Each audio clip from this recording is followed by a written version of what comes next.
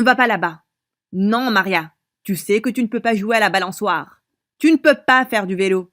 Non, non, non! Quand j'avais 7 ans, maman a confectionné un bouclier de protection autour de moi. J'ai donc littéralement grandi dans une bulle. La vie n'était pas facile en vivant comme ça. Je n'ai jamais eu d'amis. Je ne suis jamais allée à des fêtes d'anniversaire, ou au cinéma, ni à la plage, ou faire du shopping. Mon monde se résumait à 4 murs, chez moi. J'ai même eu des cours à la maison. Maman jouait à être ma camarade de classe. Est-ce qu'il y avait quelque chose de plus bizarre que ça? Maria, tu veux qu'on passe la pause ensemble? Maman, tu n'es pas une fillette. Tu es ma mère. Je veux aller à l'école, s'il te plaît. Je t'en supplie. Oh Maria, tu es tellement rigolote. Allons jouer dans la cour. Celle qui arrive en dernier perd. Je déteste ma vie.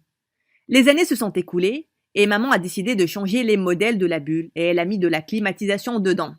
Ma vie était ennuyante, très ennuyante. Et maman devenait de plus en plus folle. Un jour, quand j'avais 9 ans, maman a laissé la porte d'entrée ouverte. J'ai essayé de sortir, mais ma bulle m'a bloqué au milieu de la porte. J'ai été piégée là-bas durant 3 heures. Tous mes voisins m'ont vu et se sont moqués de moi. Mais quelque chose que je n'ai jamais vu dans la vraie vie s'est approché de moi. Un petit chiot. J'ai réussi à sortir ma main de la bulle et je l'ai touché. Le chiot a bavé sur moi. Et c'était le truc le plus dégueulasse et le plus excitant au monde. Bien entendu, maman m'a puni. Pas de télé pendant une semaine. Mais quand j'ai eu 13 ans, quelque chose d'incroyable est arrivé. Maria, viens ici. Je veux te présenter quelqu'un. Voici Mario, ton nouvel ami. On s'est salué et maman nous a donné une liste de choses interdites et une autre liste de choses permises. Mais maman ne nous a laissé jouer qu'aux jeux d'échecs et aux puzzles.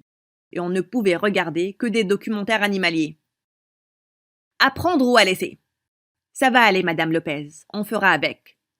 Et je le regardais comme une extraterrestre. La seule personne que je n'ai jamais vue de si près, c'était maman. Elle n'était pas très jolie.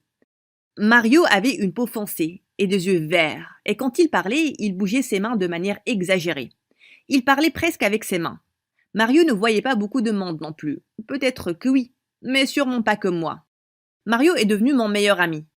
Avec maman, qui nous regardait tout le temps, on a inventé notre langage secret à travers le jeu d'échecs. Maria, je dois te dire quelque chose. Dis-moi, Mario. Je suis amoureux de toi. Et je suis amoureuse de toi aussi. Est-ce qu'on est en couple? Oui, on l'est. Mario et moi sommes devenus inséparables. On communiquait par télépathie. Un jour, maman a eu un très gros rhume. Mais grâce au sirop de tout, elle s'est endormie. Et oui, il était temps pour moi que je me rapproche de Mario. Psst, Mario, viens ici. Tu es sûr? Oui. Et c'est comme ça que s'est déroulé mon premier baiser. Qu'est-ce que vous pensez faire, vous deux? Mario Pinto Fresias, sors d'ici maintenant. Tu veux contaminer ma fille avec la peste? Non, maman, s'il te plaît. Madame Lopez, ne me faites pas de mal, s'il vous plaît. Et du coup, j'étais de nouveau bloquée derrière les barreaux de maman. Et je n'ai jamais plus revu Mario. Mon cœur était brisé, mais maman n'en avait rien à faire. Je suis devenue une adolescente très silencieuse. Je lisais les livres que maman m'achetait. Avec très peu d'options, j'ai créé mon monde parallèle à l'intérieur du mien. Quand je regardais un dessin dans un livre, je faisais en sorte d'entrer dedans avec mon esprit. J'étais dans la jungle, je caressais des éléphants, je me bagarrais avec des lions. Un autre jour, je volais au-dessus de la Lune. J'étais une astronaute et je mettais un drapeau sur Mars. Durant les jours moins rigolos, j'entrais dans une histoire d'horreur et j'en sortais aussi rapidement. 2 ans de plus se sont écoulés et personne n'est venu me secourir. Quand j'ai eu 16 ans, j'ai réussi à convaincre ma mère que je n'allais pas me briser en 1000 morceaux. Ma méthode n'était pas très conventionnelle. Maria Lopez, descends de la table tout de suite. Tu vas te casser la main. Tu sais déjà que tu es très délicate. Je ne vais pas descendre, maman. Je ne suis pas faite de verre. Assez, Maria. Tu es punie. Je suis désolée, maman. J'ai 16 ans. Tu ne peux plus me mettre dans une bulle. Eh bien, plus de bulle alors. Mais tu vas prendre ces médicaments. C'est quoi ces médicaments? Pas de question. Tu vas les prendre. Ça sonnait mieux que la bulle qui me suffoquait. J'ai donc accepté de prendre ces médicaments. Mais étrangement, j'ai commencé à me sentir faible, pratiquement incapable de sortir du lit. Ces journées-là étaient comme un cauchemar pour moi. J'étais vraiment effrayée. Je ne savais pas ce qui allait m'arriver. Et maman devenait de plus en plus folle chaque jour. J'ai eu 17 ans et j'ai décidé de ne plus prendre mes médicaments. Quand maman les a amenés, j'ai été assez lucide pour commencer à les pousser à l'intérieur de ma bouche. Quand maman était partie, je les ai recrachés et je les ai cachés dans un bocal. Je me sentais mieux sans les médicaments, mais je ne voulais pas attendre davantage. Une nuit, j'ai décidé de partir. À la gare de train, j'ai fait une liste de tous mes rêves que j'attendais de réaliser et que je n'ai pu qu'imaginer. Voyager, faire du parachute, aller dans un parc aquatique, apprendre à nager et nager dans des eaux libres, faire une course de karting, essayer une nourriture exotique, me faire des amis, me venger de maman, tomber amoureuse, écrire un livre. Tous ces rêves semblaient impossibles puisque je n'avais que moi-même et mon sac à dos. Pour voyager, j'avais besoin d'argent. J'ai commencé à chanter dans un coin et avec l'argent que je collectais, j'ai pu partir de là. J'ai dansé sous la pluie, je me suis fait des amis. Je pouvais sentir ce que ça faisait d'être en vie. Enfin, la prison c'était fini. Un jour, j'ai escaladé une falaise et quand je suis arrivée, super haut, je sentais que je pouvais respirer en toute liberté. J'ai pensé à maman et tout ce qu'elle m'a fait rater en ne me laissant pas sortir de la maison. Je me suis dit que je n'allais plus jamais laisser personne m'emprisonner de nouveau. Et bien sûr, je suis tombée amoureuse. José, le guitariste avec une peau olive et des yeux couleur miel, très beau. On a passé un mois ensemble. Il était un excellent compagnon de voyage. Je ne voulais m'attacher à rien et à personne. Mais José ne pouvait pas comprendre et il est parti. J'avais ma liste de rêves à réaliser et c'était tout ce que j'avais en tête. J'ai voyagé et voyagé. J'ai fait des choses qui m'ont excitée. Quand j'ai fait une course de karting, j'ai malheureusement eu un accident.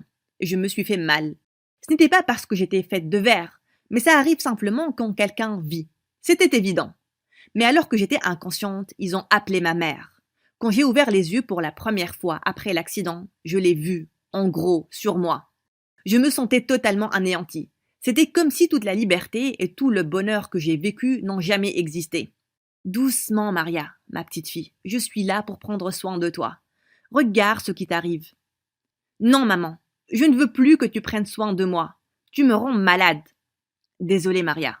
Voici la règle. J'ai ta garde parce que tu ne peux pas prendre soin de toi-même. Tu ne vas pas t'en sortir comme ça. Je pense que les médicaments te rendent un peu confuse. Maman va prendre soin de toi. Reste calme. Et juste comme ça, je pouvais parler au médecin avec la télépathie. Parce que, avec tout le hasard du monde, c'était Mario.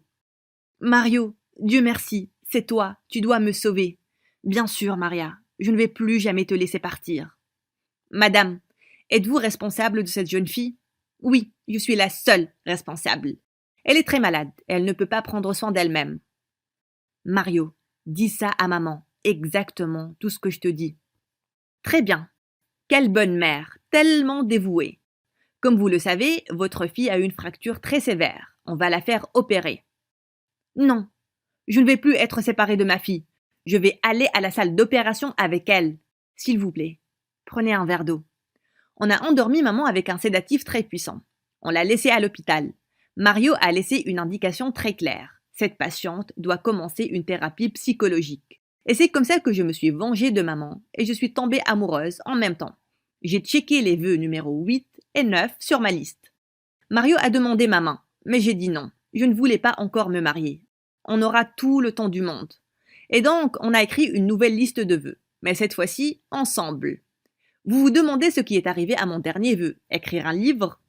Eh bien là, j'écris la dernière phrase de mon livre. Et ceci est mon histoire. Comment la fille en cristal s'est transformée en acier.